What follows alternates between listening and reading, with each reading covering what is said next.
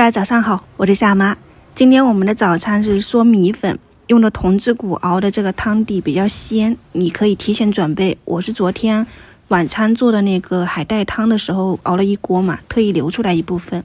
你就是用新鲜的童子骨来熬2-3个小时就差不多了。米粉用的是湖南的这种优线干米粉，再不吃米粉，很多朋友都不知道我是湖南的了。湖南这边的早餐基本上都是面啊，然后米粉这一些。我给它泡了一个晚上，这样早上起来煮就比较方便啊，烫一下就熟。现在是6点40分左右了啊。童子骨放到冰箱冷藏的，天气热，早上起来加热一下，米粉水开以后放进去，变软了以后你就可以捞出来控干水分，一定要过一遍冷水，把表面的这个米浆冲洗干净，它吃起来的口感才会顺溜。然后打了3个鸡蛋，给它稍微搅散一下。如果是按我的喜欢或者是湖南这边的口味啊，炒鸡蛋一般会放一点剁辣椒或者是辣椒粉，这样它炒出去它那个味道会更足。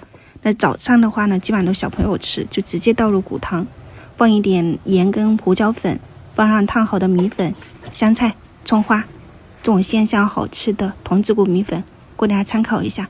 一共用时9分钟，超级快速哈！主要是这个食材都是现成的，自己吃的话呢，你就配一点剁辣椒啊，然后一点酸菜。